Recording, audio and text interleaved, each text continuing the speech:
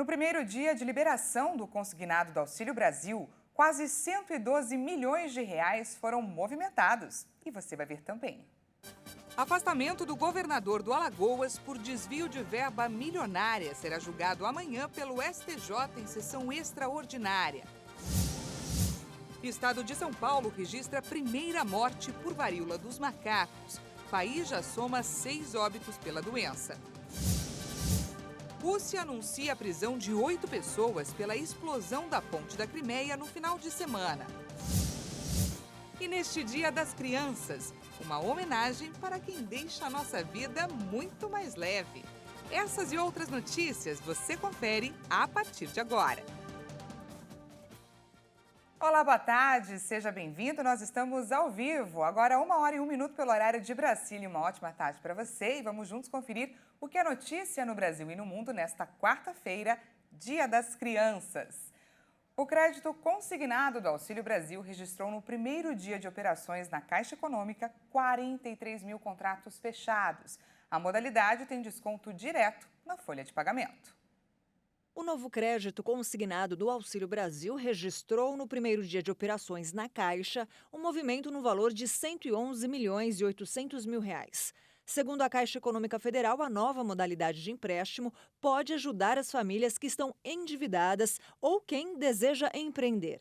A modalidade tem desconto direto na folha de pagamento, com parcela mínima de R$ 15 e máxima de R$ 160, com pagamento em 24 meses. O valor máximo das parcelas equivale a 40% do valor do benefício de R$ 400. Na Caixa, a taxa de juros é de 3,45% ao mês, um pouco abaixo do limite de 3,50%.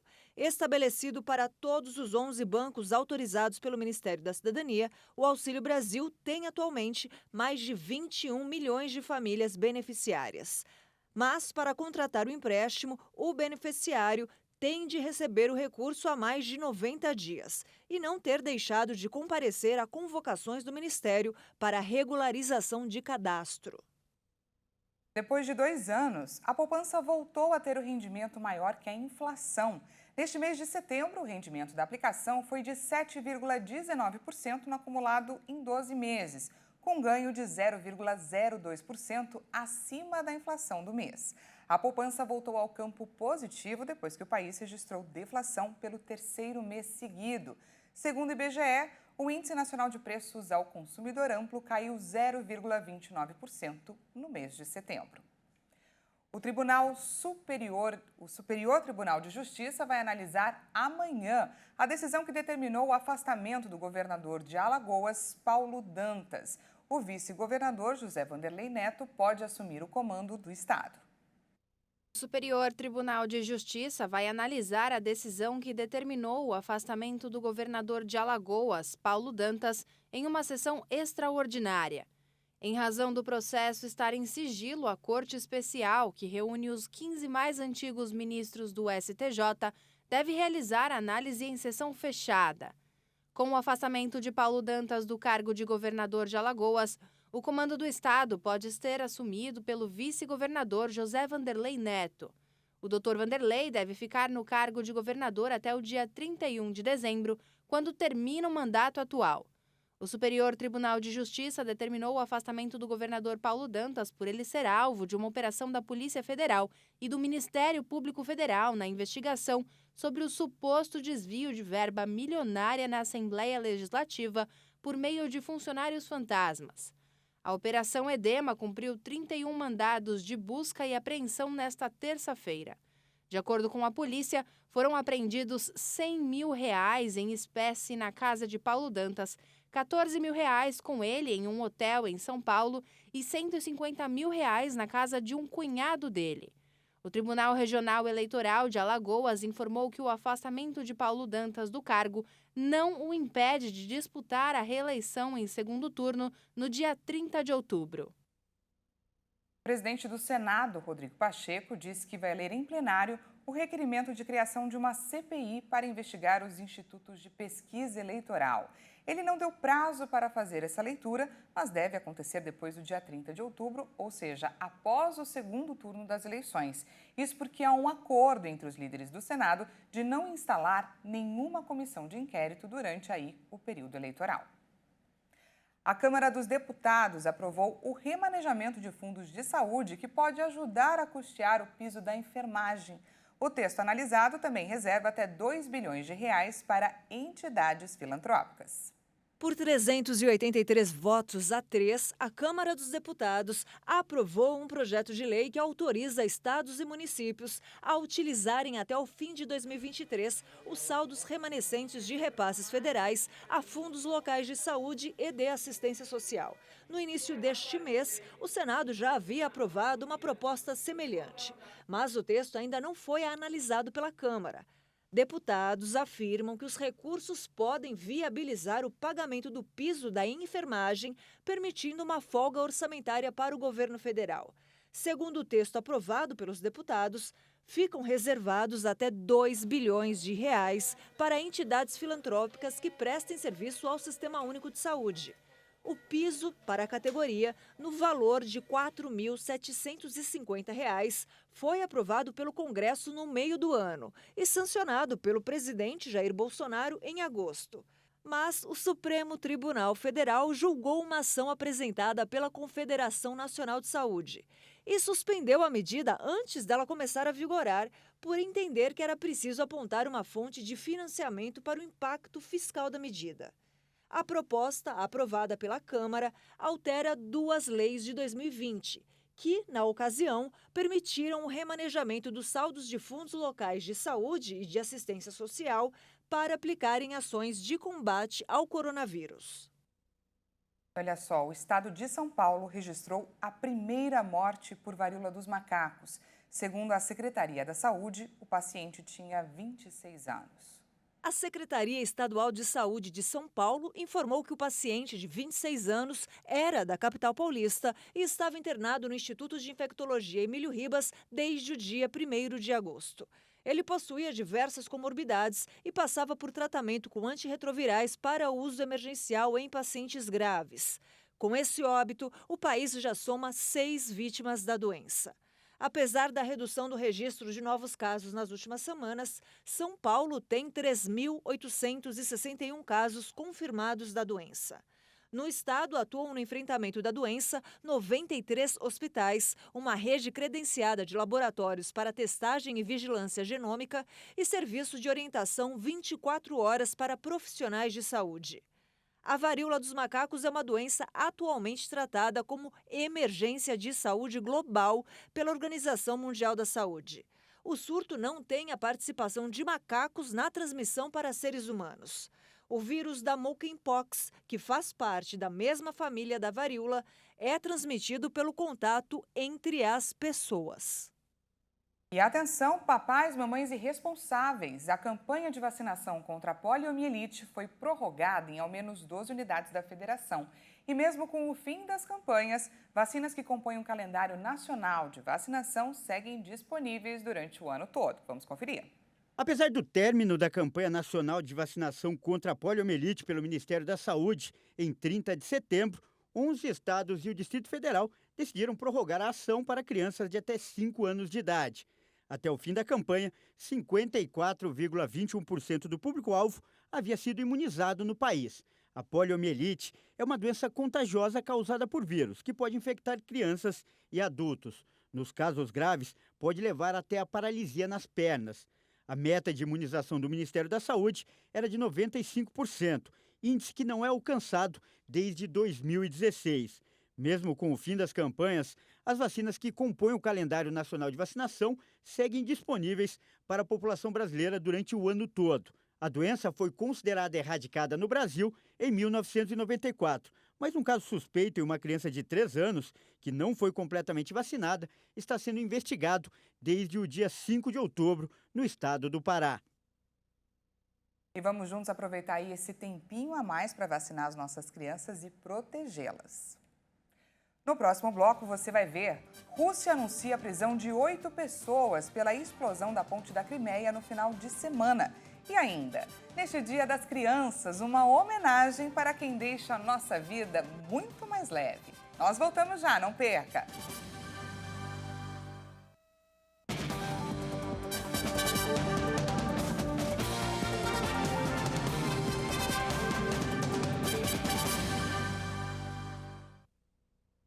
Seja bem-vindo mais uma vez, estamos de volta ao vivo nesse Dia das Crianças.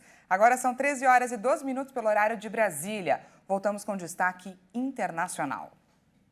O Serviço Federal de Segurança da Rússia anunciou que prendeu 8 pessoas, sendo 5 russos e 3 cidadãos da Ucrânia e da Armênia, pela explosão que danificou a ponte da Crimeia nesse último sábado. De acordo com a agência, o ataque foi organizado pela inteligência militar ucraniana e seu diretor, Kirilo Budanov.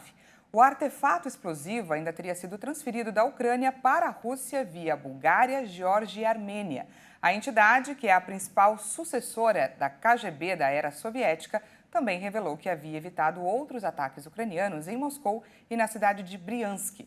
Essa é a única ponte que liga a Rússia à Península da Crimeia, anexada por Moscou em 2014, que era considerada estratégica para os russos durante todo o conflito com a Ucrânia. Em retaliação, o presidente Vladimir Putin realiza uma série de ataques desde segunda-feira contra cidades ucranianas, alvos civis, incluindo fontes de energia. Kiev não confirmou oficialmente o seu envolvimento na explosão da ponte, mas nesta quarta-feira autoridades classificaram como absurda a investigação da Rússia sobre a explosão dessa ponte. O secretário-geral da OTAN, Jens Stoltenberg, fez um apelo nesta quarta-feira aos aliados para fortalecer urgentemente a defesa antiaérea da Ucrânia para que o país possa se defender dos ataques russos. A Organização do Tratado do Atlântico Norte realiza nesta quarta-feira uma reunião ministerial para definir como aumentar o apoio logístico à Ucrânia.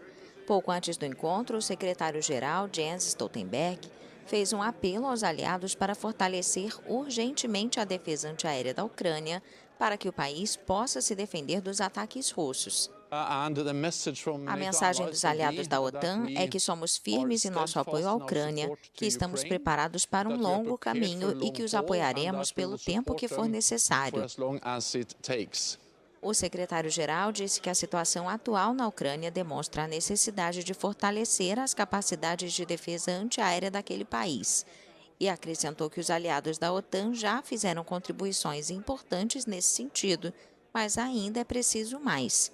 No início desta semana, a Rússia lançou uma onda de ataques maciços com mísseis e drones, matando muitos civis.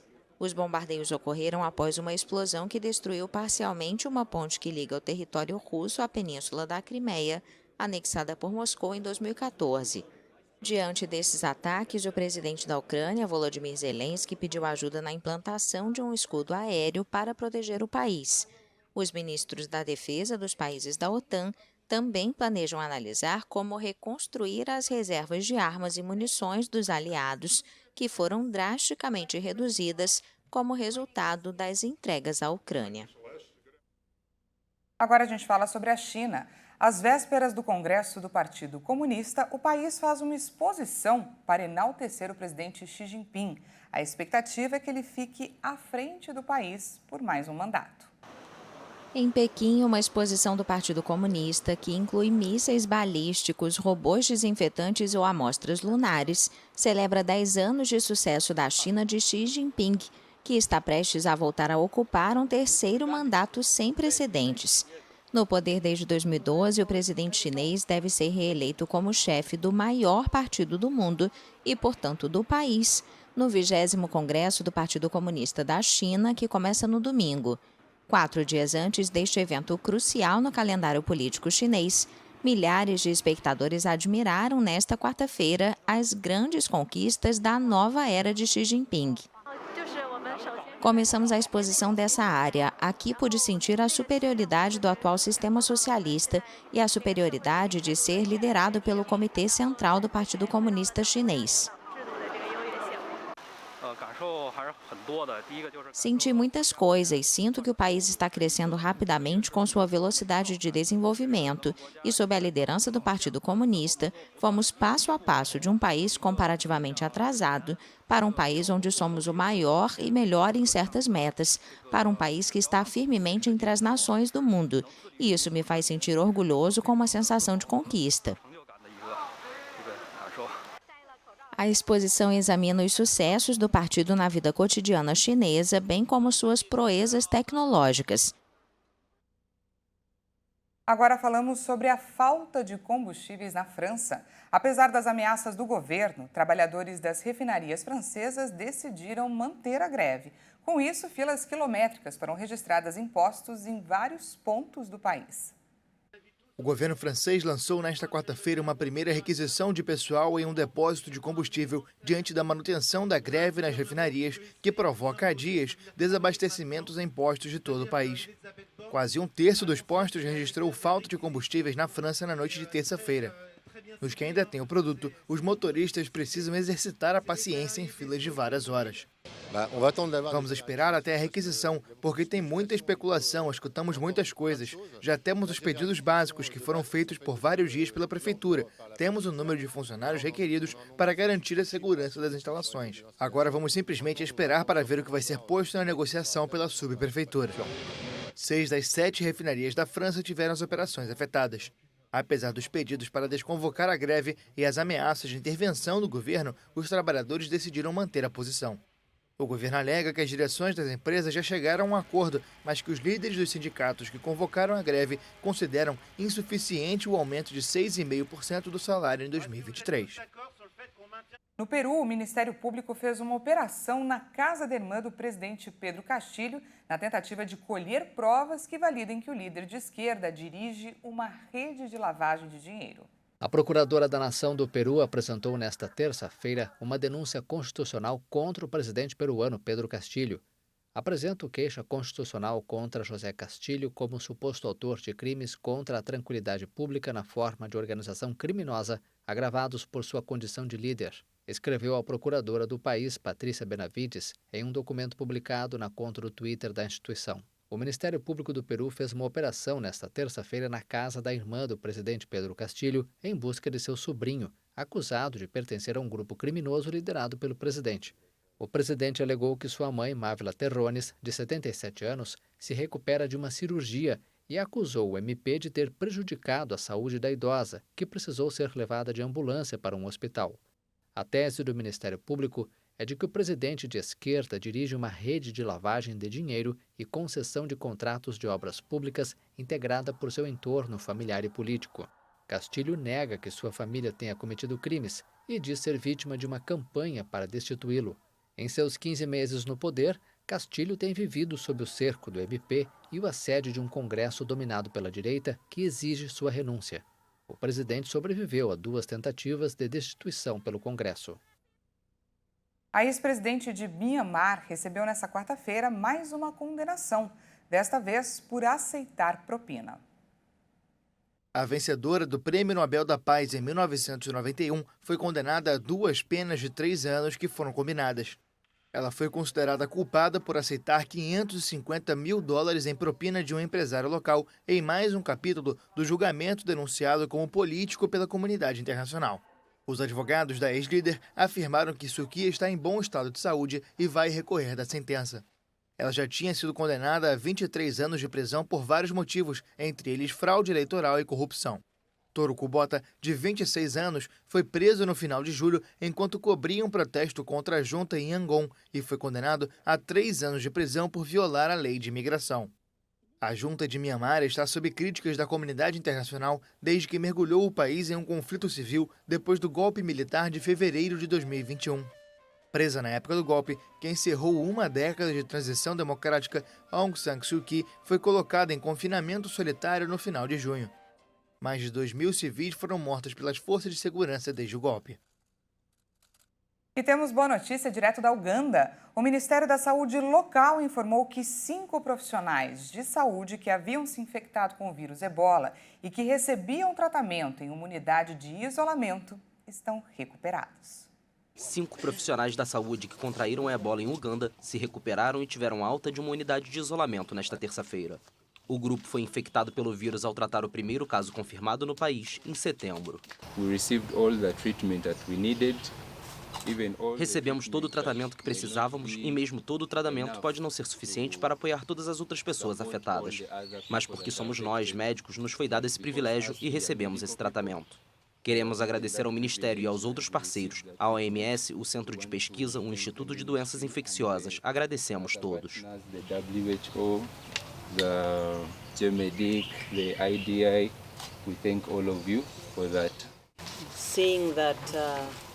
Para nós, hoje é um grande dia, vendo que os profissionais de saúde que infelizmente contraíram a ebola no cumprimento do dever, hoje estão sendo dispensados do isolamento e começarão sua integração de volta às comunidades.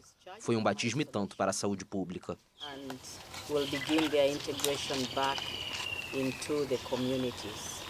O Ministério da Saúde de Uganda registrou 54 casos confirmados da doença, com 19 mortes e 20 recuperações totais, incluindo os profissionais liberados nesta terça.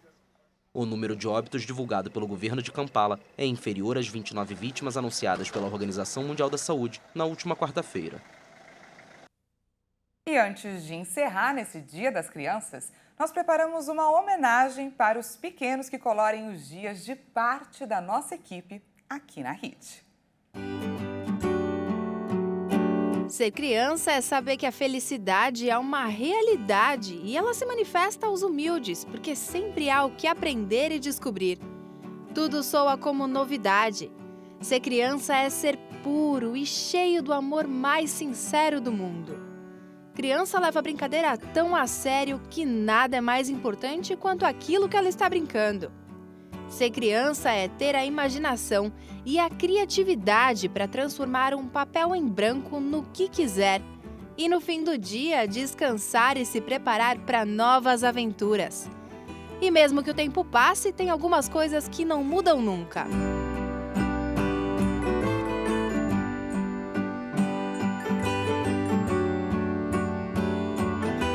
Bom dia, bebezão! Já tá trabalhando, meu amor? Um feliz Dia das Crianças para todas as crianças, inclusive aquela que vive dentro de você para sempre.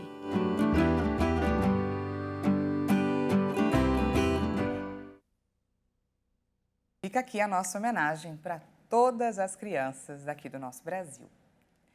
Essa edição fica por aqui. Mais uma vez, obrigada pela sua companhia. Daqui a pouco, a 1h50, eu volto com mais informações. Te espero!